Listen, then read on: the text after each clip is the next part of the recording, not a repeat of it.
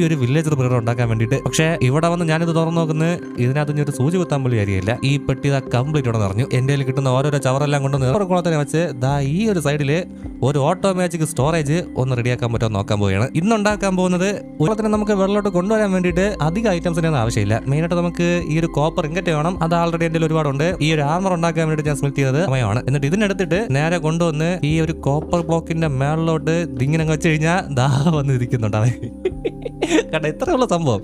ഈ ഡോറൊക്കെ തുറക്കാൻ പറ്റുമായിരുന്നില്ലേ? അത് പഠിച്ചത് നന്നായി.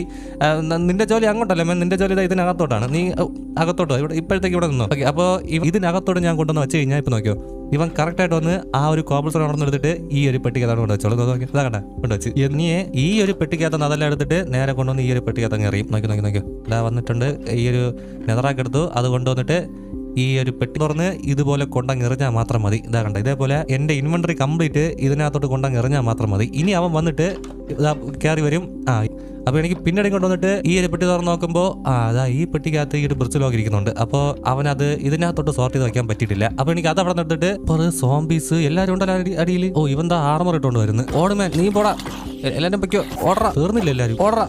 ഓക്കെ, IQ പ്ലേ സംഭവം കിട്ടിക്കോളും. ഈ ഒരു ഹണി കോമ്പ് ഇത് വെച്ചിട്ട് വേണം നമുക്ക് അവൻ തുരുമ്പടിക്കുന്നത് ഒന്ന് സ്റ്റോപ്പ് ആക്കേണ്ടത്. അല്ലെങ്കിൽ കുറെ കഴിയുമ്പോൾ അവൻ തുരുമ്പടിച്ച് ആ ഒരു പേരും കൊടുക്കുക. ഓക്കെ, ഇപ്പോൾ എനിക്കിവിടെ 2 ഫ്രണ്ട്സായി. എൻ്റെ ബീബുവും അത് തന്നെ. ഇവന് ബൂബു ഒന്നും എനിക്ക് പറയാൻ പറ്റുന്നില്ല. ബീബു കഴിഞ്ഞ സീരീസിൽ എൻ്റെ ഹാപ്പി കാസിന്റെ പേര് ബീബു എന്നായിരുന്നു. ഇവനെ